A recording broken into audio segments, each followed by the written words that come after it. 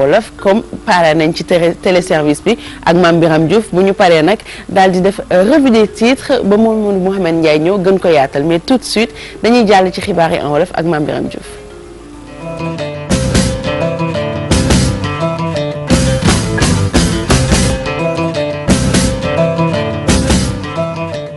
jërë ngeen jëf di leen di gërëm ci ànd beeg safo seeni programme télévision Futur Média xibaar yi kon door ko ak lël bi am démb jëm ci privatiser l'école bi li mu école privée yi fii ci Sénégal rawatina ci Dakar di yokk jaaxal sax ñi nga xam ni kon ñu ngi yëngu ci secteur éducation bi ndax jàpp nañu it lu jëm ci contrôle ak it tegi sàtt yoo xam ne dina leeral bu baax doxalinu ñuy yor école googee ak it fa ñu bëgg a yóbbu ndongo yi loolee lu des la bu baax a baax dañ ci teewlu Aminata Mbari Sow ak Thierno Doramindi. Prolifération des écoles privées est surtout notée dans le préscolaire et dans l'enseignement supérieur, un foisonnement des écoles publiques qui échappe souvent au contrôle des autorités habilitées à le faire. C'est que pour la petite enfance, c'est le privé qui est largement majoritaire, près de 95%. Pour l'élémentaire, là encore, il y a une forte présence du public, ce qui n'est pas le cas pour la formation professionnelle et technique. Là, vraiment, il y a une prédominance du privé. Il y a beaucoup d'écoles privées non reconnues au Sénégal et qui officient. Un regard beaucoup plus attentif sur le contenu des enseignants au niveau de ces écoles privées est devenu alors une nécessité. Le danger, on l'a déjà dit, c'est l'absence de contrôle dans les contenus enseignés. Le danger, c'est ce que ça fait auprès de nos enseignants qui sont, de nos élèves qui sont censés booster l'économie nationale. Donc ce qu'il faut, c'est une régulation. Ce que nous disons, nous le répétons. mbir la bu ñu war a bàyyi xel daanaka léegi fu tourné daal di gis ay école privée yu daal di taxaw ñu jàpp ni école privée yooyu nag ñu ngi gën a yëngatu ci wàllum njàngale mu ndaw mi maanaam préscolaire bi ak njàngale mu kaw mi. soo demee ci petite enfance muy crèche yi ak garderie d'enfance yooyu privé bi lim ci am bariwul mën na public bi plutôt bariwu ci privé moo ci ëpp. soo demee école élémentaire foofu privé public bi moo ëpp boo demee secondaire ba tey public bi moo xaw a ëpp tuuti mais mi ngi galopé soo demee université nag mën nañu ni privé bi moo ëpp ak enseignement professionnel et technique. ñii seen xam-xam màcc ci wàllu njàngale mi jàpp ni école privée yooyu le am na ci naam yoo xam ne dañ leen di taxawal fekk respecté wu ñu benn norme ba pare tamit yenn say li ñuy jàngal ci école yooyu le day des. seulement problème bi ñu am mooy daf ci am école yoo xam ne kenn reconnaître leen loolu moo tax ba statistique yi gouvernement bi joxe loolu daf koy nëbb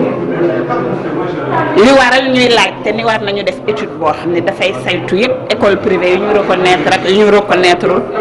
école privée bu ñu war a tëj ñu tëj puisque quartier boo dem am na ñoo xam ne dañuy joxe seen autorisation rek commencé am na ñoo xam ne du ñu déposer sax autorisation da ngay am kër rek defar sa ñetti classe dugal wut ay jàngalekat di jàngale surtout crèche yi ak daara yeeg yooyu léegi bari na ci koñ yi ku jot rek ubbi te xale dafay loo xam ne loo ci def erreur bu tuuti ça se fait cash. fi mu toll nii jot nañu waxtaan ci mbir moomu lee.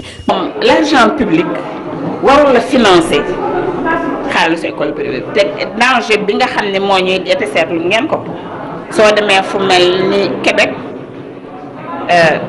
école privée yi 66% de leur budget état bi koy def soo demee fu mel ni RDC 80 et quelques %. xam nga loolu ëpp na Sénégal ñun saytooguñu gouvernement bi subvention bi muy def ci école privée yi ñaata la mais suñu teelul artu la xew Québec ak RDC nañ ñu yoot puisque bi ñu paree ci assises yi ba wax ci régulation école privée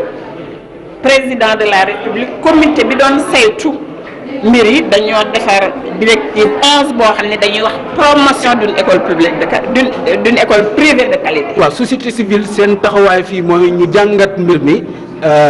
yeete balaa ñuy nekk ci ay jafe-jafe yoo xam ne yu tar yoo xam ne mënatuñu ci dara moo tax ñuy toog di ko jàngat ci réew yi mu am mbir mi nan la toll nan la natabloo nan la ñuy fexe ba bu ñuy ubbeeku ci secteur privé mu doon loo xam ne dafay doon yokkute. ci ndaje mi nag bëgg nañu buñ ci jógee ñu xam ñaata école privée ñoo am ci dëkk yi lee ba pare tamit école privée yooyu lee est-ce que qualité am na ci li ñuy jàngale.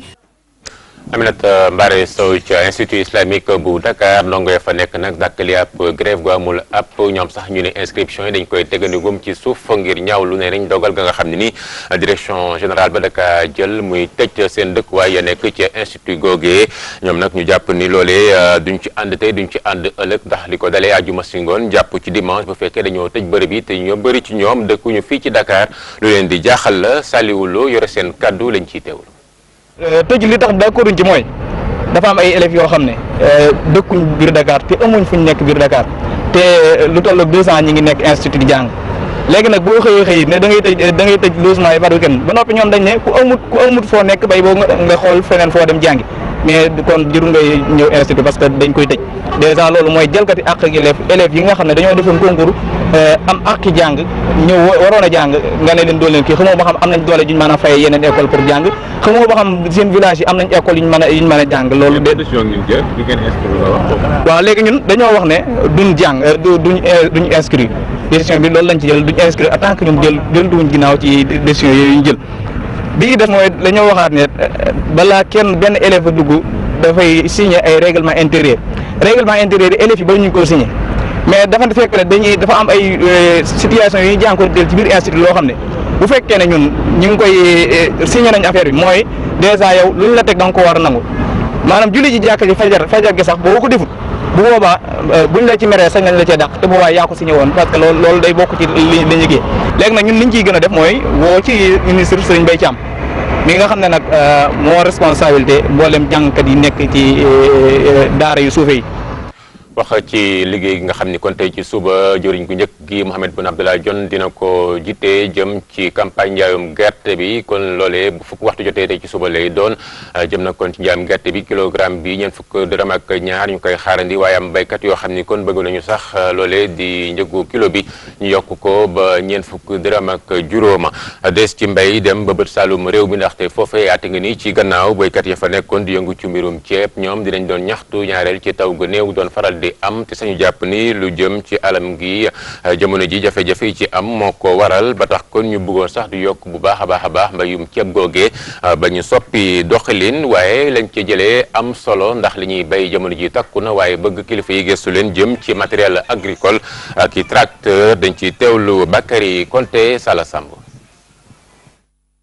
ak taw bi nu muy manqué ci gox yu bëri nekk picc ci Sénégal béykat yi nekk ci commune bu Bonna ci département bu Bounkiling daal di adopté stratégie bu bees boo xamante ne nérikakat la ñuy utiliser ci plateau yi. ngeen jox ñu matériel boo xam ne bu taw bi commencé rek ñu commencé di liggéey muy machine muy lu ñuy dëbbee ceeb muy lu ñuy xam nga kii ba ñu ko kee loxo kenn ko mën a dóor nii ba jeexal. ñu jox machine boo xam ne day kii rek day sànni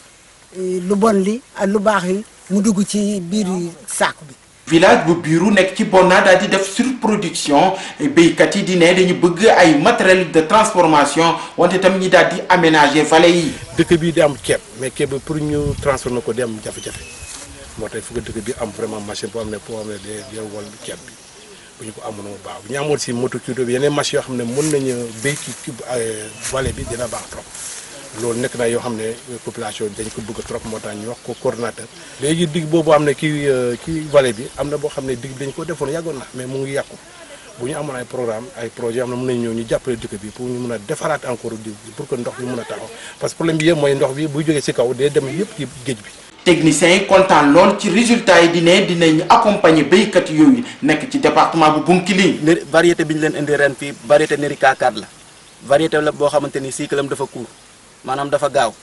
parce que loo yéex a semé ak lu ndox mi wàññeeku man yàlla mën na def nga récolter donc li ñuy vulgariser mooy léegi nit ñi foog ñu jublu ci variété yu gàtt yi déwén dinañ def de telle sorte que variété plateau yi nga xam ne seen cycle dafa court bu ñu leen di defal seen expression de besoin. ñu insister ci bu baax ba nga xam ne li ëpp ci semence yi ñu état bi di jox ci variété yooyu lay nekk. béykat yi nekk fii ci biiru di ne ñoom nag ëpp mu nekk nii dinañ yokkaat production bi ci saison bi di ñëw bu fekkee nguur gi taxoon na daal leen jàppale. ba wax kon ci raay nga xam ni kon jox nañ ko di premium impérial ca Japon Youssou Ndour lead vocal super étoile ak si démb ca Dakar ca aéroport Léopold Sédar Senghor foofee ñu tertu ko fa xarit am di jàmb ak it monde artistique bi kon di ay musiciens ñoom it teewoon nañ fa waaye it doon sargal goo xam ne ni def nañ ko moom nag rafetlu lu ni mel delloo lépp nag artistes yi rawatina Sénégal gam jàpp it na ndamam la woote kon ngir liggéey gën a takku ndax jàpp na ni loolee rek kon moo am solo Aminata Mbari Sow dañ ciy ànd kon ak Aïssatou Paye Fall ak Modou Diop. ñu teeru ko ci aéroport Léopold Sédar Senghor ñu ñëw teeru buur sabax di jolli am sax ñu def seeni chorégraphie Youssou Ndour nag bi mu egsi li mu jot a wax mooy ne ginnaaw ndam li nee na lépp gëm liggéey moo ko waral. def naa fa dara lépp lu ma jëlee foofu bokk koog sama réew bokk koog Sénégal ndax mu jëm kanam ndax mu jëm kanam. ndam bi pour ñun ñëpp la surtout pour les artistes artistes yi ñoo ko moom lu ñu jot ndax Sénégal moo tax lu ñu jot ndax artiste la ñu doon donc artistes yi ñoo moom ndam bi ñoo ko moom te yeneen a ngi ñëw yoo xam ne que moo ëpp doole pour aaru Sénégal li ci des yëpp moom mooy di leen remercier parce que retentissement bi nga xamee ni que moom le prix bi am bu amee yéen tamit média bi yéen a ko def tax ngeen ko gëddëm ba mu mat sëkk te xam ngeen ma man moom liggéey rek du ma dugg ci leneen liggéey rek lay def boo liggéeyee nag boo liggéey ba pare ah mooy comme rek maanaam nga ji boo jiyee nag xam nga léeg-léeg deqi jot après nga récolter loolu ngay récolter donc bu ñu commencé liggéey loolu yàgg na te moo tax ndam yu bare ñëw mais du tey lañ ko def dañ ko def démb tey soog a ñëw. ndam li nag mu bokk ko ak ay naataangoo artistam ñoom ñëpp taxaw sargal ko. ci réew nga nekk fa référence je pense que bénéfice réew ma la ak ñun dëkk ci réew ma te Youssou je pense que tey jii li ko yàlla defal ci xeeti teraanga ci musique bi nga xam ne ñun ñëpp ci li ñu yëngu ñun daf ñu gën a sigil. chaque jour mu ngi sàmm kóllëreem ak Sénégalais xam ne li mu nekk Sénégalais ñoo ko def mu delloowaat ko Sénégal tey Youssou Ndour bokk na ci artistes yi nga xam ne ñoom ñoo gën a siiw sax dëkk bi. Sénégal yëpp la honoré Afrique yëpp la honoré et tey su ma ñëwee fii pour teeru si ko pour wan ni ko ni kontaan naa ñëw en tant que rakam en tant qu'artiste sénégalais aussi mu yàgg maa jàppale ci art et je pense que tey boo amee prix bi dama ciy kontaan looloo ma indi fii tey. ay waajuram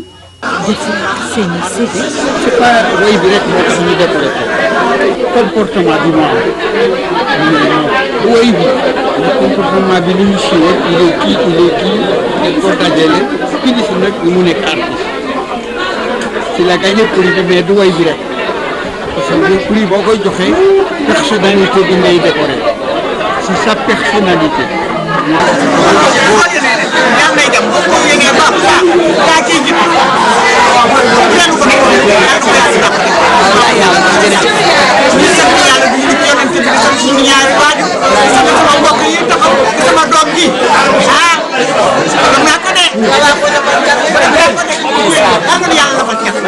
ki ñu jox nag mu téye monument de la Renaissance yokku si ne créativité bu am solo bu artiste bi di Youssou Ndour moo tax ñu célébrer ko foofu noonu sa Japon jagleel ko li ñuy wax premium impérial. Sénégal wane Afrique wane suñu aada ak suñu tradition ñu woy ko def ko ci musique te it ñu tënk ko ci ay baat yoo xam ne yëpp dafa am lu mu tekki te lu mu tekki di njëriñ pour Sénégal ak Afrique ëllëg pour addina bi pour nit simplement. ko def waay ana ku ko def ku ko def ana ku ko def waay ana ku ko def ku ko def. jërëjëf Aïssatou Paye wax ci sport gannaaw fukk ak juróom mu nekk ci bopp fédération sénégalaise bu athlétisme Momar Mbaye xam ne ni narul sampat candidature am ngir kon jiite fédération googee ña nga xam ne nag ndogal gi kon Momar Mbaye jël bettu leen di xam ne ni lu ci mënti nekk kon athlétisme fii ci biir Sénégal laaj nañu gën a taxaw suqaliko waaye it sax jàpp ni ka ko war a wut ca bopp fédération googee du kenn ku dul Amadou Diaba dañ ci teewlu Abi Faye Marien. président fédération sénégalaise bu athlétisme fas yéenewul sampat ndëndëm ngir ut beneen mandat ci bopp kuréel googu kàddu yi mu yëkkati ko ñenn ñi ne dafa jot ndax laj yamul laj bëri na lool ñoom ñooñee seen xam-xam màcc lool ci wàllum tàggat yaram. du lu ma bett parce que tey ji athlétisme boo ko xoolee bokk nañ ci discipline yi nga xam ne Sénégal daf ko doon ndamoo. il faut savoir partir à temps Momar nekk na fukki at ak juróom waxuñu lu Momar defu fi lu bon wala def fi lu baax. atum 2003 ba léegi Sénégal amul benn médaille ci championnat du monde yi tey ji analyse yi di joxe xar kanamu ko war a wuutu. El Hadj Amadou Diaba parce que am na légitimité am na audience am na entre-gens. war na mën a jël mbir yi ni man kat war naa ci mën a def lii ndax expertise bi mu am connaissance bi mu am mais surtout bokk na ci ñi nga xam ni daw na ay at def na formation bi képp bépp jeune boo xam ne tey jël nga ko pour mu assurer relève bi bu ñëwee bu ko xoolee dina ne kii de dina ma mën bu yëpp. Omar Diarra li mu ñu dénkaane moo di ñu liggéey lii di base bi ngir athlétisme mën a dem ci kaw. am na ñeneen nag ñu fi nekk mais Momar balaa muy dem lu ñuy ñaan mooy que mu woo leen ñoom ñëpp ñu booloo waxtaan trouver ay solution yoo xam ni moom bis bi muy dem wala période bi muy dem day fekk ni athlétisme Sénégal bi nga xam ne mi ngi ci suuf wax dëgg yàlla amuñu ku ko for amatul dara amatuñu benn médaille depuis 2003 je pense que mën na permettre sa athlétisme boobu mu dellu si fu mu nekkoon Sénégal am na potentiel bi am na possibilité bi et que bu ñu ko defee xëy na dina nekk loo xam ne day yokk suñu sport. 2003 di atu ndam ci athlétisme bu Sénégal boobu ak léegi athlète réew mi amuñu benn raaya mbaa du yàgg gi njiit li yàgg ci bopp gi moom moo waral li ni mel ka ko war a wuutu ndax dana def la gën des na koy xam ca kanam ndax assemblée générale bu fédération sénégalaise bu athlétisme des na koy def ci weeru décembre ci at gi ñu ne. Abi Faye jaajëf.